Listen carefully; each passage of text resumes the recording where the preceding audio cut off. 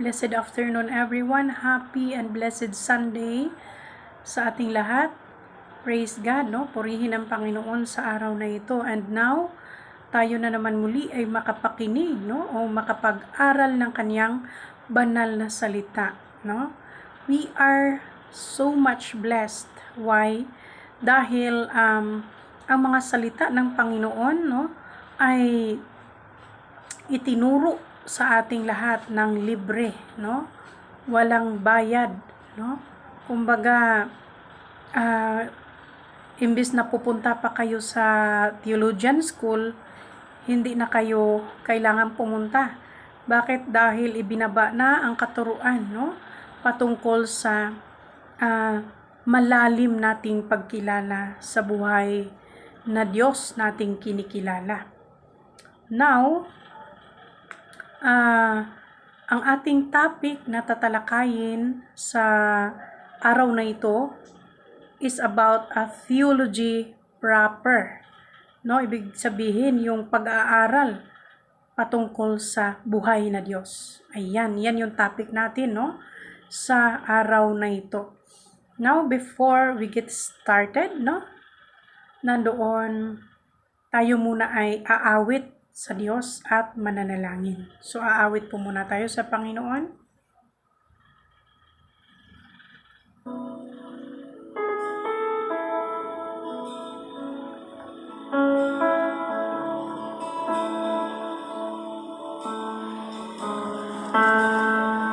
Let's sing to the Lord. O Jesus,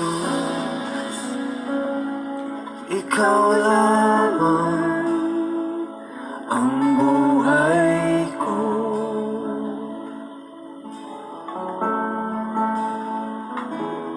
O Jesus, Ikaw lamang ang buhay ko.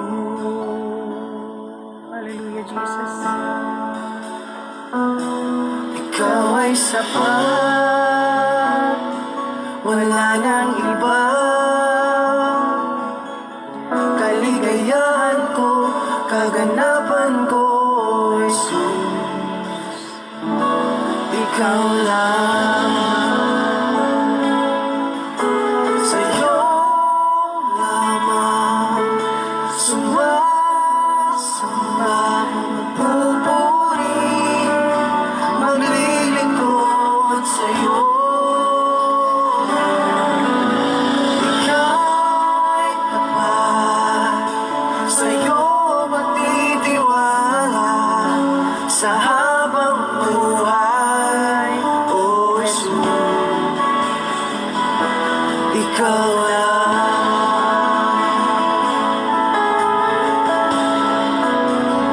You can follow with us if you can sing with us.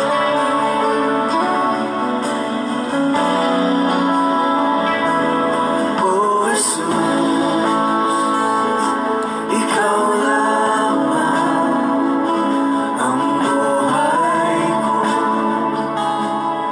Hallelujah, Jesus. O Jesus, Ikaw lamang ang buhay ko.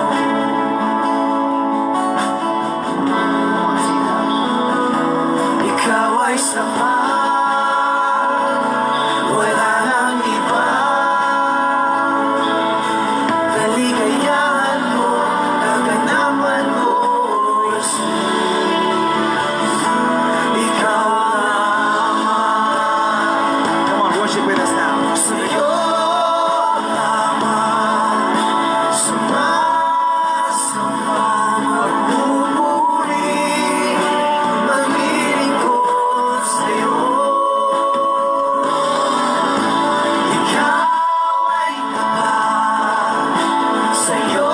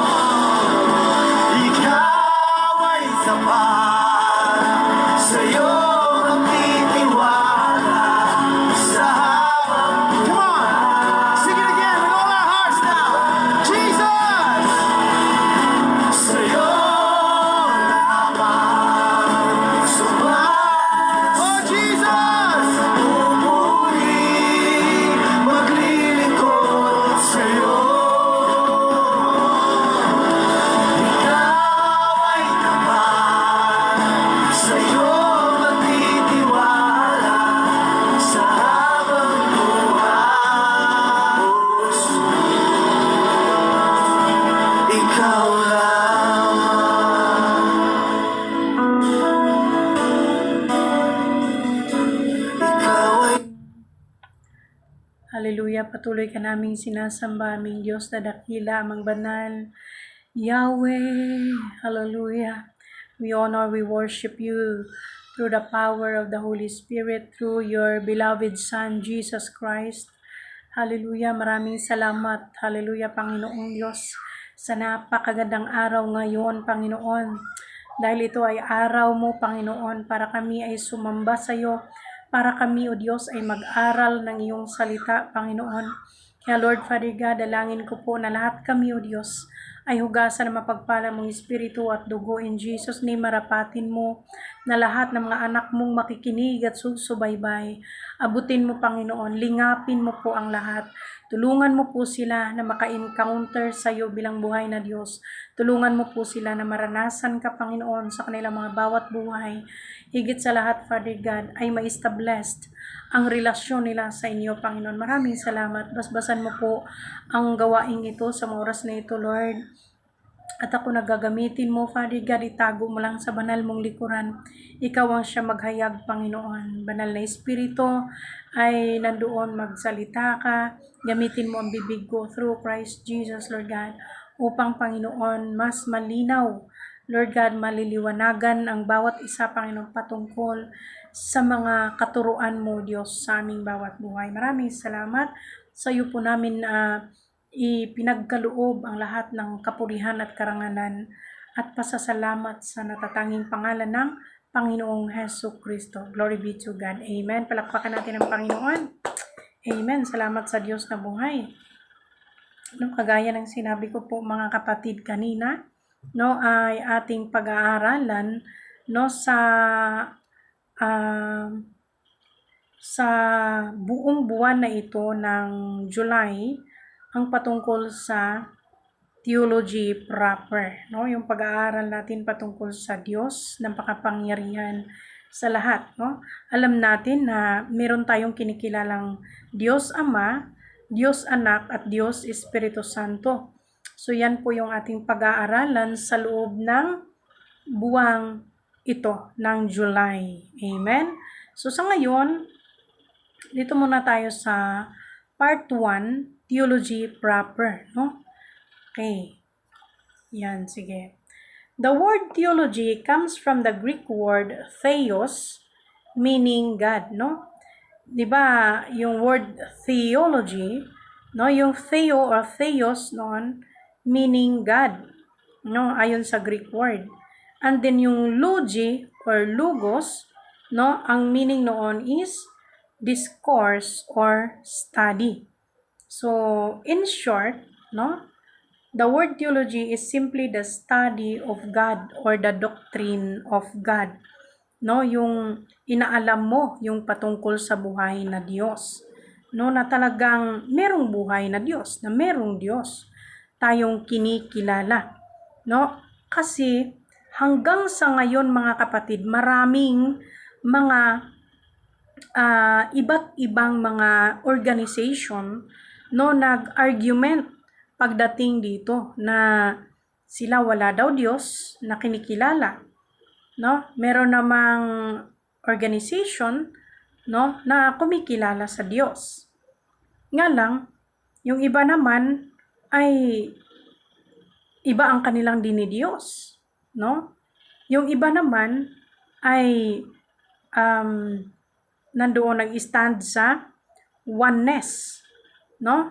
Ngunit ang ating natutunan, ay ayon sa salita ng Panginoon sa Biblia, there is one God in three essence, God the Father, God the Son, and God the Holy Spirit.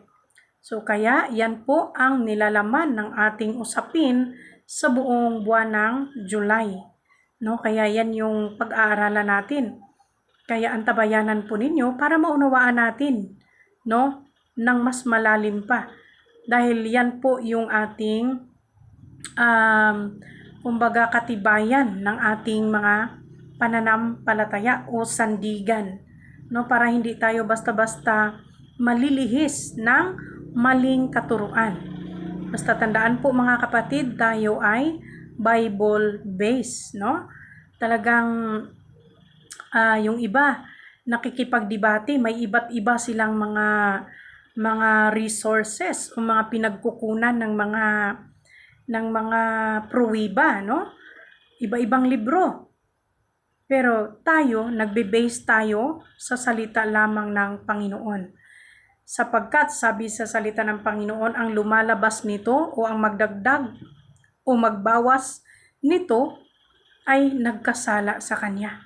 Kaya dapat hindi pala dagdagan ang salita ng Panginoon at hindi rin babawasan. No, doon lang tayo sa kung ano ang salita ng Panginoon. Amen? Okay. Now, the word theology proper, it is a branch within the field of systematic theology that deals specifically with the study of God Himself. Pag sinasabing theology proper, talagang patungkol lamang ito sa Diyos, na tunay na may Diyos na nag-i-exist. No, yung iba kasi hindi naniniwala na mayroong Diyos na nag-i-exist. Yan. Okay. Dito tayo sa the evidence for God's existence. Ayan, may mga proofs, no? Ayon sa Bible, may mga proofs tayo na mababasa na talagang ang Diyos ay nag-exist, no? Talagang nandyan ang Panginoon na kumikilos, gumagawa, gumagalaw, no? Nandyan talaga. Totoong merong Diyos, no? Okay. How do we know that God exists, no? In the Bible, God's existence is fundamentally presupposed. But it should also be noted that the Bible also gives evidences to prove God's existence. So, nandito, nasa Bible, nagpo-prove na ang Diyos ay nag-exist. Okay. Tingnan natin sa paliwanag ng systematic theology. We call this revelation. No? Sa systematic theology, tinatawag natin itong revelation or kapahayagan. Totoo mga kapatid, dahil ang buhay na Diyos, pinapahayag niya sa mga pinili niyang lingkod na siya ay buhay. But wait, merong two categories para malalaman natin na ipinahayag ng Diyos ang kanyang sarili. Okay, number one is general revelation or yung natural evidence, no? Yung creation, no? Merong langit, no? Merong lupa, merong karagatan, merong bundok. Sa tingin mo, magagawa ng tao lang yan? No? Magagawa ba ng tao ang bundok? Yung mga bulkan, no? Yung malaking karagatan, magagawa ba ng tao yan? Kung wala ang Diyos? No? Let's examine mga kapatid. Pagkaisipin natin, kung wala ang Diyos, magagawa ba ng ordinaryong tao ang mga bagay na yan? No? Mag-create ng mga stars, no? No, mga yung moon, yung sun, no? Magagawa ba ng tao 'yan, no? Sabihin nung kung merong mga kung halimbawa merong mga scientist o mga astronaut, no? Kung halimbawa ganun. Tapos aakyat sila doon, sila maglalagay ng ng stars or ng sun or ng moon. 'Di ba? Hindi kayang gawin ng sinumang tao 'yan. Kundi tunay na ang Diyos lamang ang may gawa niyan. Amen ba? Okay? Then, nire-reveal din ng Diyos ito through special revelation or revealed evidences sa pamamagitan ng kanyang mga piniling mga lingkod. Kagaya ng sino nakarinig na nito ng patungkol kay Adan, then Noah, and then Moises, ayan, David, yan, no? Sa kanila, no? Mga few lamang yung pahayagan ng Diyos sa kanyang sarili, no? Yung kanyang nature talaga, no? Okay, tingnan natin yung general revelation or the natural evidence. Ayon sa Mateo chapter 5 verse 45, okay, basahin natin mga kapatid ha. That you may be children of your Father in heaven, He causes His sun to rise on the evil and the good and sends rain on the righteous and unrighteous. So ayon sa salita ng Panginoon, no? Pinapaulan niya hindi lamang sa mga banal kundi pati sa mga makasalanan. Ibig sabihin, universal ang gawa ng Panginoon. Generally, universal, pangkalahatan. Amen, pangkalahatan ang pagkilos ng Diyos. No? Ito yung evidence na kumikilos siya, hindi lamang sa iisa, kundi pangkalahatan. Then number 2 ay geographically or globally. Okay, basahin muna natin sa Psalm or Awit chapter 19 verses 1 to 4. The heavens declare the glory of God. The skies proclaim the work of His hands. Wow! Day after day, they pour forth speech. Night after night, they reveal knowledge. Okay? They have no speech. They use no words. No sound is heard from them. Yet, their voice goes out into all the earth.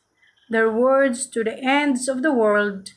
In the heavens, God has pitched a tent for the sun. Malinaw dito sa Psalm chapter 19 verses 1 to 4 na geographically and globally ang pagkilos, no, yung evidence ng kilos ng Diyos na talagang from the skies, no, makikita natin yung gawa ng Diyos, no, gaya ng sinabi ko kanina, yung sun, no, yung stars, ayan, yung Diyos ang may likha.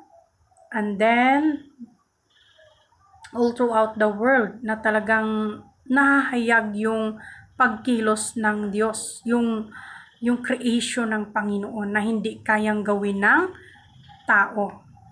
Amen. In general methodology, varied elements of creation like sun and human conscience. Ayan. So, sa special revelation,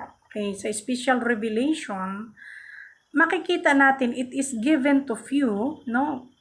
Kakaunti lamang yung pinagpahayagan ng Diyos na mga lingkod niya, but it is intended for all.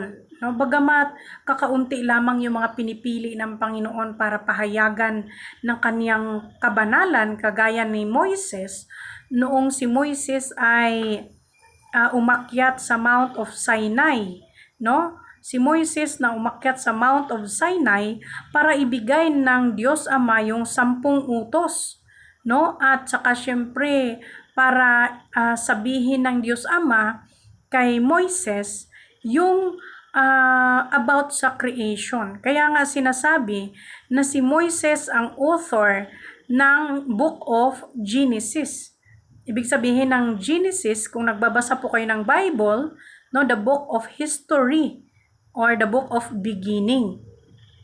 Ayan, so kinukwento ng Diyos Ama kay Moises yung patungkol sa Book of Genesis, yung creation. Okay? Kaya makikita mga kapatid na merong iilan lamang ang pinili ng Diyos para pahayagan ng pagiging nature ng Diyos. Amen? Okay? Gaya ni Moises para ibigay yung kautusan, 10 kautusan. Okay?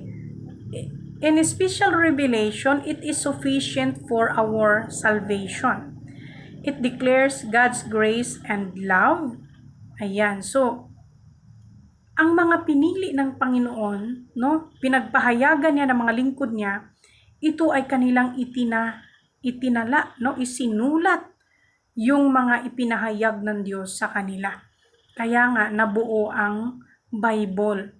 Kaya nga meron tayong 66 books, no? In Old Testament, meron tayong 39 books from Genesis to Malakay. In the New Testament, meron tayong 27 books from Mateo to Revelation or Apocalypse. So, wala nang iba pang added books, no? Nandoon 66 books all in all lamang po yan. So, sabi dito mga kapatid, can God be proven? No? Kaya mo bang mapatunayan na merong buhay na Diyos? By definition, God transcends the realm of physical time and space, limiting us to prove. Walang sinumang tao na kayang sukatin, no, ang buhay na Diyos, no? To prove His existence using scientific observation and any proofs, no? Science will never be able to fully prove or disprove the existence of God. Although this may be the case, arguments had been developed throughout the years by philosophers and theologians attempting to make sense of the evidence that we have. Ayan, marami hanggang ngayon na mga movements or organization na nagdidebate or nag-argument, no, patungkol sa meron bang Diyos na nag-exist. Ayan, so meron ba talagang buhay na Diyos? Yun ang lagi nilang pinagdidebatehan kasi ang tao, no, ang tao ay merong sariling kaalam, ang tao, no? But kapag ipinapahayag ng Diyos sa iyo, katulad ni Moises, kapag ipinahayag ng Diyos sa iyo specifically, nandoon ang kanyang katauhan, makikilala mo talaga siya. Bakit? Because God is Spirit. No, Espiritu ang Diyos at hindi ito kailanman nakikita, no, ng sinuman. Dahil kung makikita ng sinumang tao ang buhay na Diyos, ayon sa salita niya, mamamatay ang sinumang makakakita sa Kanya. Kaya yung glory ng Diyos Ama, nung nagpakita, nung umakyat si Moises sa Mount of Sinai, ay ang gloria ng Diyos ay nagpakita sa pamamagitan ng naglagablab na apoy. No?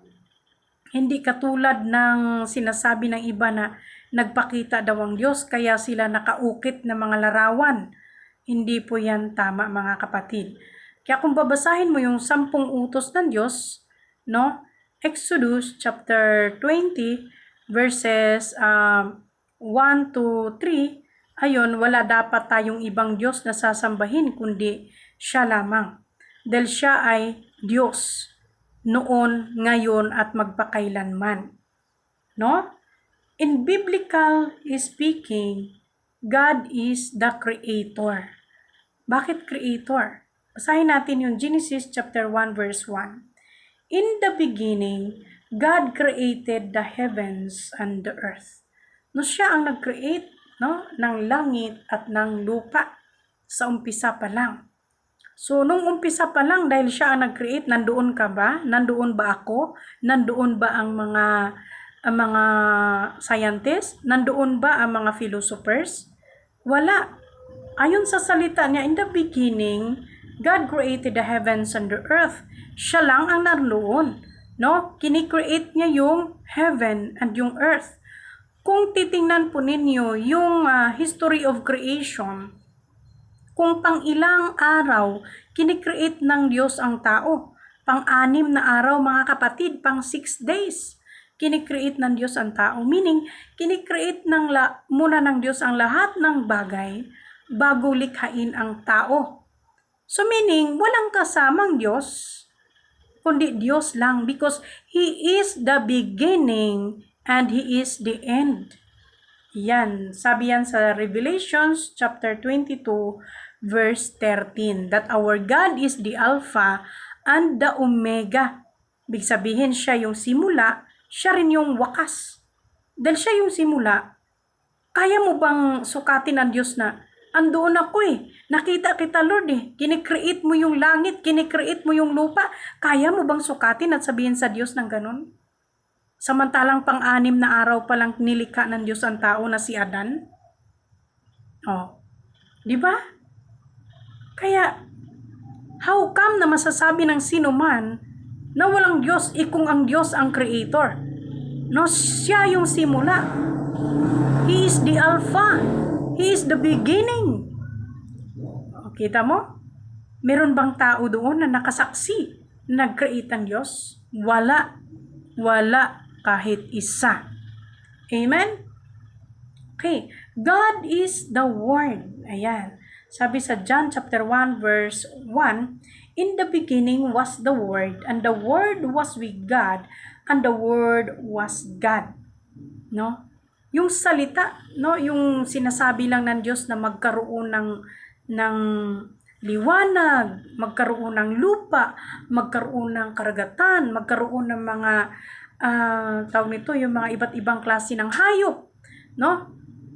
From His mouth, no? Binanggit lang niya yung salita, no? So God is the Word. Isang salita lang niya nangyayari, nagkakatotoo. Amen?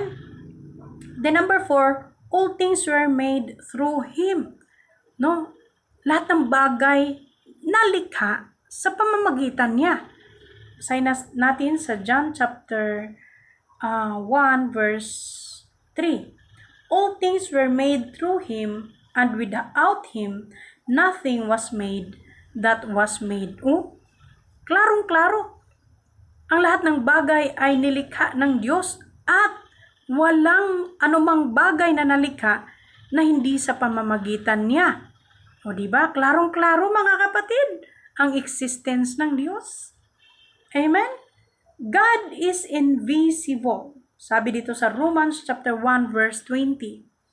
For since the creation of the world, God's invisible qualities, His eternal power and divine nature, no, have been clearly seen, being understood from what has been made, so that people are without excuse. Kita mo? Invisible, bagamat invisible ang Diyos, merong mga resulta, no? Merong kang makikita, no? Na kalangitan, karagatan, lupa, no? Merong kang makikitang universe, mga planeta, andyan. Di ba? Meron kang makikitang mga sun, moon, stars. Oo. Meron kang makikita, no?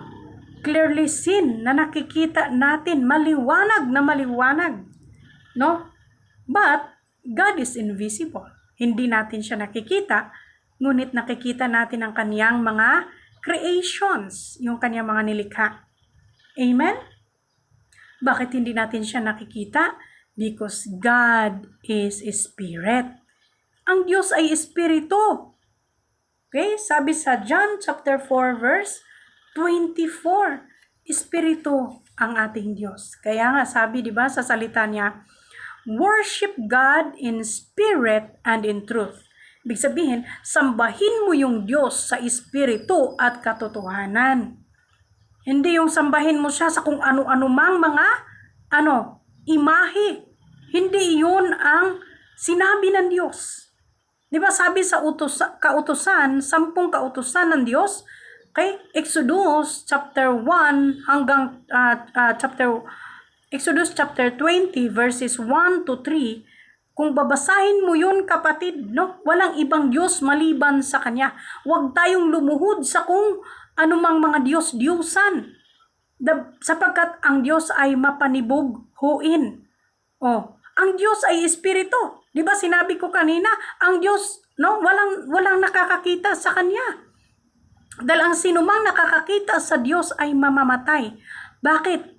Dahil ang glory ng Diyos is holy. Banal siya. Ang sinumang makakakita sa Kanya, mamamatay. Di ba? So, klarong-klaro, ayon sa salita niya, siya ay invisible God. Siya ay Espiritu. Hindi siya ribulto o ano-ano paman. Okay? Harinawa magbasa tayo ng salita ng Panginoon. Harinawa magbasa tayo ng Biblia. Unawain natin ang salita ng Panginoon upang hindi tayo maligaw. Amen. Tandaan po natin kapatid, Bible-based. Ibig sabihin, magbabase ka lang sa Biblia. Huwag kang lumabas doon. Dahil kapag ikaw ay lumabas o nagdagdag doon sa salita ng Panginoon, ikaw ay nagkasala. Yan ay ayon sa salita ng Panginoon. Okay? Now, sabi sa Psalm chapter 84 or Awit chapter 84 verse 11, God is a sun and shield. No? So, ang Diyos, He is the Word. No? Alam natin na siya yung Word, siya yung nagsalita, isang salita lang na nagaganap. He is the light. No? Siya ang liwanag. He is the life. Siya ang buhay, bukal ng ating buhay. And He is shield, yung ating kalasag. Amen? So, malinaw. Itong mga salita, no, is the Holy Scriptures in the Bible are the words of God. The words of truth na siyang magtuturo sa atin, magliliwanag sa atin. No? Kaya dapat nandoon magbasa tayo para matuto tayo sa kanyang salita. God is the Word, so ito yung kanyang salita. God is the light, siya yung liwanag. God is the life, siya yung buhay. And God is the shield, siya yung ating kalasag. God is self-existent. Ayan, yan ang sabi sa Exodus chapter 3 verse 14. Ayan, talagang nandoon makikita talaga na ang Diyos gumaganap sa pamamagitan ng mga proven na creations, na mga ginagawa ng Diyos na hindi kayang gawin ng sinumang tao. Now, sabi dito, okay, ang tanong dito ay, naniniwala ka ba na may Diyos o wala? Okay, yan ang tanong ko. Ikaw, naniniwala ka ba na may Diyos o wala? Just comment down, okay, your answer. So, ayan. So, dyan nagtatapos ang ating part 1. Meron pa po tayong part 2. So, abangan po natin ang ating part 2. Okay, praise God. Tayo po muna ay manalangin. Dakilang Diyos na makapangyarihan sa lahat na Creator of heaven and the earth. Panginoon, maraming salamat o Diyos sa banal mong salita na ipinahayag sa aming lahat, Panginoon, na kami ay naliliwanagan sa lahat ng ito. Maraming salamat o Diyos dahil sa lahat ng katuruan mo, Panginoon, sa amin, nagkaroon kami ng linaw patungkol sa iyo, na ikaw ay buhay na Diyos, na ikaw ay Espiritu, na dapat sambahin sa Espiritu at katotohanan. Maraming salamat sa goodness mo sa aming lahat. I pray that you may bless all your children, Panginoon. Lahat ng mga susubaybay at makikinig, pagpalain mo at magka-encounter sila sa iyong paging buhay na Diyos sa kanilang buhay. Salamat sa lahat-lahat. Sa iyo po ang karangal at kapurihan. Sa ngalan ni Jesus, Amen and Amen.